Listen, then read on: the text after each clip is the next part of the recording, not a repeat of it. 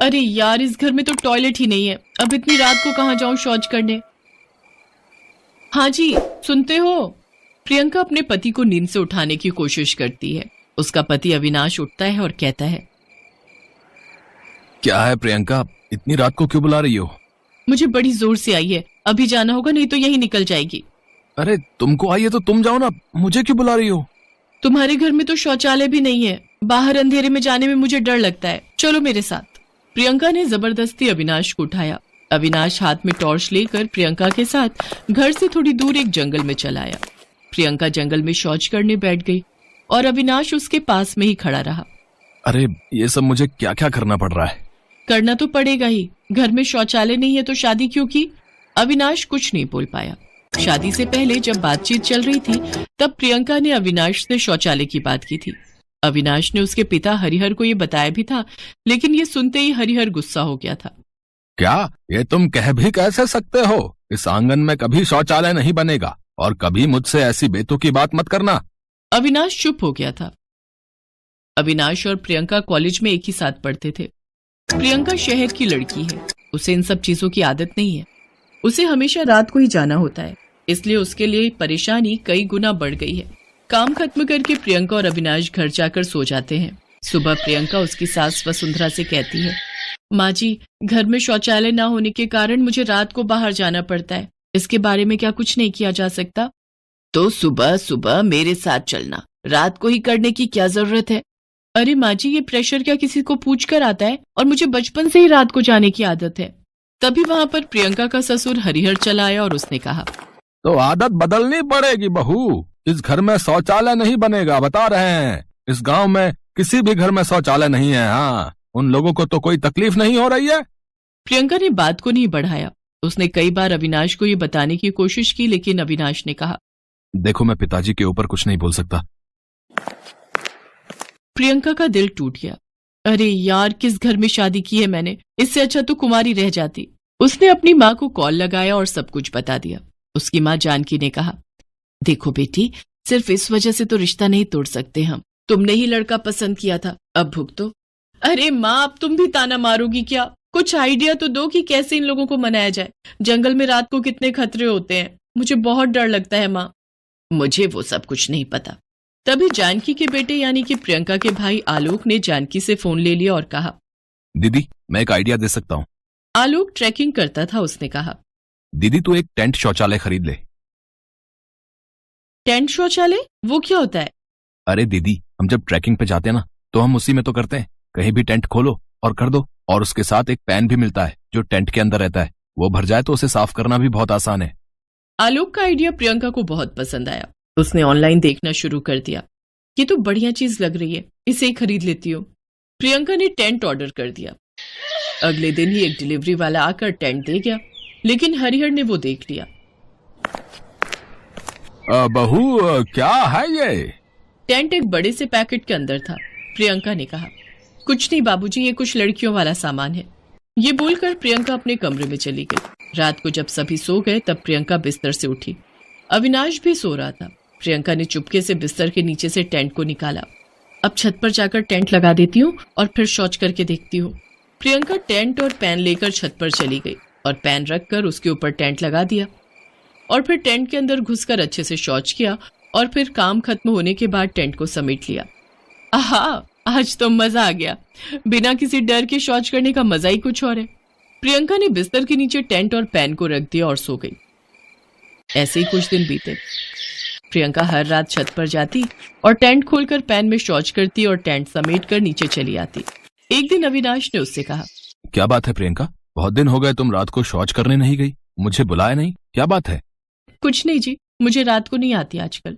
वाह, यही आदत तो डालनी थी। आज मैं बहुत खुश हूँ तुमसे। प्रियंका अपने मन में ही मुस्कुराने लगी, लेकिन उसी दिन रात को सब कुछ बिगड़ गया। प्रियंका टेंट लेकर छत पर गई और टेंट उसके हाथ से वो छत पर गिर गया। टेंट के गिरने से थोड़ी आवाज हुई। अरे बाप रे, हाथ से फिसल गया ये टेंट। क्या करूं, वापस चली जाऊं क्या? नहीं, अभी तो सभी घोड़े बेचकर सो रहे हैं, थोड़ी सी आवाज सुनकर कौन छत पर आएगा। लेकिन उस आवाज से हरिहर की नींद टूट गई। अरे छत पर यह कैसी आवाज है? चोर वोर का चक्कर तो नहीं है? हरिहर सीढ़ियों से छत पर गया और देखा कि प्रियंका टेंट के अंदर घुस रही है। बहू, तुम यहाँ क्या कर रही हो? इतनी रात को ये टेंट क्यों लगा रही हो छत पर? प्रियंका डर गई। वो कुछ बोल नहीं पाई। हरिहर ने टेंट के अंदर शौच करने वाला पैन देख लिया और वो बहुत गुस्सा हो गया। यह क्या, तुम टेंट लगाकर शौच करती हो, वो भी छत पर? तुम्हारी हिम्मत कैसे हुई ये करने की? चिल्लाने की आवाज सुनकर अविनाश और वसुंधरा भी चले आए। नहीं बाबूजी, आप जैसा सोच रहे हैं वैसा कुछ नहीं है। असल में मुझे बाहर जाने में डर लगता है और ये तो घर की औरतों की इज्जत का भी सवाल है ना। तुम कहना क्या चाहती हो? इस गांव की किसी भी औरत की इज्जत नहीं है। सुनो बहू, तुमने मेरी बात न मानकर बहुत बड़ी गलती कर दी है। अब इस घर में तुम्हारे लिए कोई जगह नहीं है। सुबह होते ही तुम अपने मायके चली जाना। प्रियंका रोने लगी, लेकिन कोई फायदा नहीं हुआ। वो अपने कमरे में जाकर कपड़े बैग में भरने लगी। हरिहर भी अपने कमरे में चला गया, लेकिन तभी उसका पेट दर्द करने लगा। पेट में दर्द हो रहा है, लगता है मुझे शौच करने जाना होगा। हरिहर एक टॉर्च लेकर घर से निकल गया और जाकर टॉर्च बांधकर जंगल में ही बैठ गया। आसपास ही एक सांप घूम रहा था। उसने हरिहर के पैर में काट लिया। बचाओ! अरे सांप ने काटा है मुझे। हरिहर चिल्लाने लगा। आवाज सुनकर वसुंधरा, प्रियंका और अविनाश वहां पहुंचे और हरिहर को अस्पताल ले गए। अस्पताल में हरिहर का इलाज किया गया और बहुत कोशिशों के बाद वो बच गया। रात को जंगल में क्या कर रहे थे आप, जो सांप ने काट लिया? शौच करने गया था डॉक्टर साहब। बाहर शौच करने जाते हैं आप लोग? ये तो बहुत ही गंदा काम करते हैं। बाहर शौच करना अच्छी बात नहीं है, उससे और भी बीमारियां होती हैं। यही तो समझाने की कोशिश कर रही थी मैं बाबूजी। तुम सही थी बहू। अब मुझे समझ में आ गया है कि घर में शौचालय की कितनी आवश्यकता है। कल से ही हमारे घर में शौचालय बनेगा। अगले ही दिन से घर में शौचालय बनना शुरू हो गया और कुछ ही दिनों में शौचालय बनकर तैयार हो गया। सभी बहुत खुश हुए। प्रियंका की खुशी का तो ठिकाना ही नहीं रहा। उन लोगों की देखा देखी गांव के सभी घरों में शौचालय बन गए और सभी शांति से शौच करने लगे। खड़ी रमा को समझ नहीं आ रहा था कि वो क्या करे और क्या ना करे। उसे तो पता ही नहीं था कि उसके साथ ऐसा भी हो सकता है। उसके पेट में 6 महीने का बच्चा पल रहा था। विलियम और उसकी पत्नी जो लंदन के रहने वाले थे, उन्होंने उसके पेट में पल रहे बच्चे को अपनाने से बिल्कुल इनकार कर दिया था। आई एम सॉरी रमा, हम इस बच्चे को नहीं अपना सकते। ये आप क्या कह रहे हैं सर? ये आपका बच्चा है। नहीं, ये हमारा बच्चा नहीं है। सर, इस तरह मुझे मझधार में मत छोड़िए। अगर मुझे इस तरह छोड़ दिया तो मैं गांव समाज में कैसे मुंह दिखाऊंगी? रमा की बातों को सुनकर विलियम की पत्नी डायना को गुस्सा आ गया। उसकी रिस्पॉन्सिबिलिटी हमारी नहीं है। वैसे भी हमने तुम्हें मनी तो दिए है ना, वो मामूली रकम नहीं है। पूरे 7 लाख रुपए हमने दिए हैं। हाँ, ये अलग बात है कि 15 लाख में ये डील हुई थी कि तुम हमारा बच्चा पैदा करोगी, लेकिन अब वो बच्चा हमारे लायक ही नहीं तो हम उसे कैसे एक्सेप्ट कर ले और पूरी रकम तुम्हें क्यों दें? रमा रोती रही, गिड़गिड़ाती रही, लेकिन विलियम और उसकी पत्नी ने रमा की एक नहीं सुनी। विलियम, अब चलो, हमारी फ्लाइट छूट जाएगी। विलियम और उसकी पत्नी डायना फिर से अपने मुल्क वापस लौट गए। असल में विलियम और डायना की शादी को कई साल हो गए थे, इसलिए उन्हें सैरोगेट मदर की तलाश थी जो अपनी कोख में उसके बच्चे को पाले। वे भारत घूमने आए हुए थे, तभी उनकी मुलाकात रमा से हुई थी। विलियम और डायना की रमा से ये मुलाकात उर्वशी, जो रमा की दोस्त थी, उसने करवाई थी। विलियम और डायना ने रमा से 14 लाख में ये डील की थी। डोंट वरी रमा, तुम्हें कुछ नहीं होगा। बस तुम्हें कुछ महीने अपने परिवार से दूर रहना होगा। जब तुम हमारा बच्चा पैदा कर दोगी तो हम उसे ले जाएंगे। किसी को कानो कान खबर भी नहीं होगी कि इस बीच तुम माँ भी बनी और हमारे बच्चे को जन्म भी दिया। रमा अभी भी उधेड़बुन में थी। वो एक बहुत बड़ा डिसीजन लेने जा रही थी। उसने उर्वशी की ओर देखा, फिर विलियम और डायना द्वारा ब्रीफकेस में दिए 7 लाख रुपए को देखा और फिर कुछ सोचा और हामी भर दी। ठीक है, मैं बनूंगी आपके बच्चे की सैरोगेट मदर। रमा के पेट में विलियम और डायना का बच्चा पलने लगा। शहर से दूर एक एकांत जगह में विलियम और डायना ने रमा के रहने का अरेंजमेंट भी कर दिया था। जब डॉक्टर से रमा का चेकअप करवाना होता तो विलियम और डायना ही उसे ले जाते। इस बीच 6 महीने बीत गए, लेकिन तभी एक दिन जब विलियम और डायना रमा को लेकर डॉक्टर के पास गए और हर बार की तरह डॉक्टर सविता ने रमा के कुछ टेस्ट किए और जब टेस्ट की रिपोर्ट आई तो ये आप क्या कह रही हैं डॉक्टर सविता? अभी तक तो सब सही था, फिर अचानक से ये कैसे हो गया? इसमें हम क्या कर सकते हैं मिस्टर विलियम? जांच की रिपोर्ट यही कह रही है कि बच्चे का मानसिक विकास ठीक से नहीं हो रहा है। जन्म लेने के बाद वो मेंटली चैलेंज्ड होगा।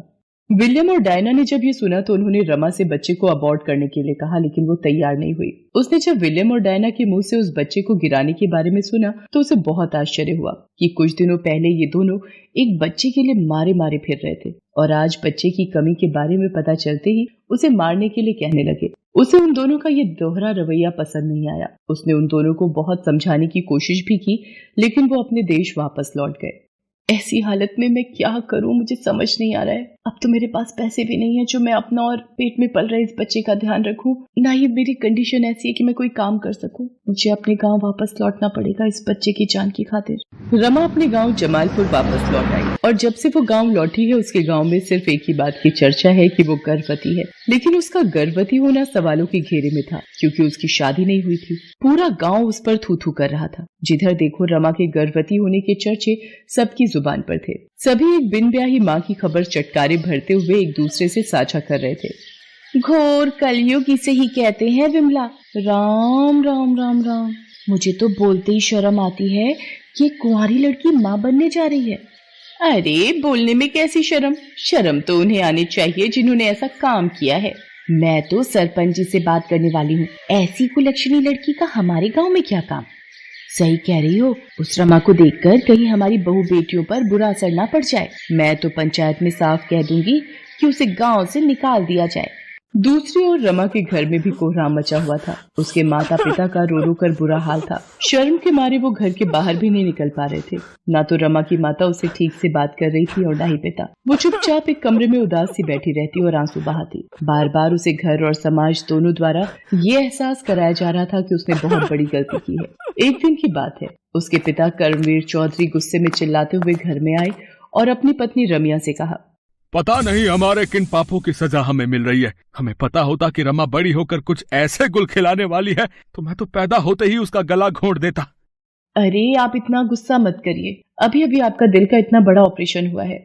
मैं बिना ऑपरेशन के मर जाता तो ठीक रहता। मुझे इस तरह की शर्मिंदगी वाली जिंदगी तो नहीं जीनी पड़ती।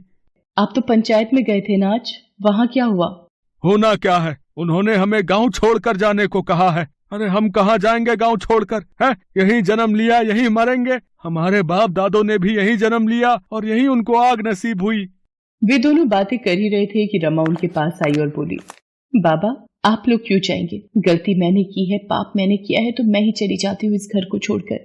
लेकिन बेटी तुमने इतना बड़ा पाप क्यों किया? तुम तो कुछ करके हमारी मदद करना चाहती थी, लेकिन हमें नहीं पता था कि तुम ऐसा कुछ करोगी और मदद के बदले हमें मुसीबत और बेइज्जती के कुएं में ढकेल दोगी। बोलो क्यों किया ऐसा? बोलो, बोलती क्यों नहीं? रमा का भी सबके मुंह से ताने सुन सुनकर जी भर गया था। उसका सब्र भी जवाब दे रहा था। आखिर वो भी फूट पड़ी, माँ ये सब मैंने तुम लोगों के लिए किया, बापू के लिए किया, अपनी गिरवी जमीन को छुड़ाने के लिए किया।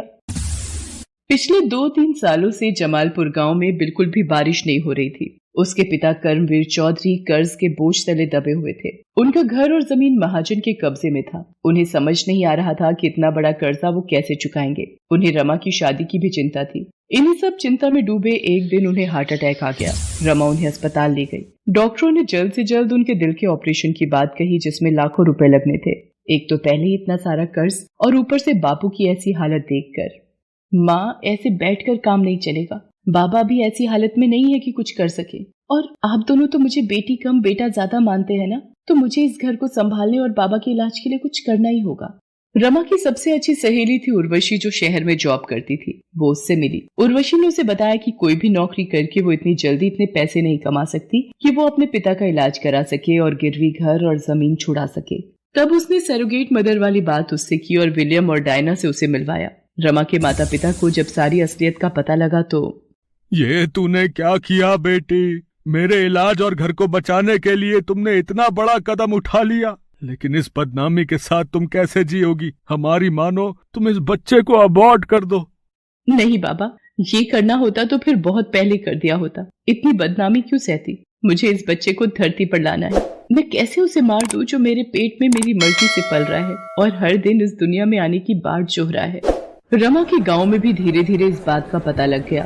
सभी एक बेटी के इस त्याग पर उसकी भूरी भूरी प्रशंसा करने लगे। दूसरी ओर वो उन अंग्रेजों को भला बुरा भी कहते। 9 महीने बाद रमा ने एक बच्चे को जन्म दिया। हालांकि वो बच्चा बिल्कुल नॉर्मल था। जब नर्स ने उस बच्चे को रमा की गोद में रखा और जब वो रो रहा था, अहले ले क्यों रो रहे हो? माँ है ना तुम्हारे पास, माँ तुम्हें कभी नहीं रोने देगी, कभी नहीं। रमा का बच्चा बिल्कुल नॉर्मल था। डॉक्टरों की गलत रिपोर्ट के कारण ऐसी स्थिति बनी थी और उसी रिपोर्ट के कारण विलियम और डायना इस बच्चे को छोड़कर भाग गए थे। लेकिन रमा तो नॉर्मल या एबनॉर्मल किसी भी बच्चे के लिए तैयार थी, क्योंकि माँ तो माँ ही होती है, चाहे वो रियल हो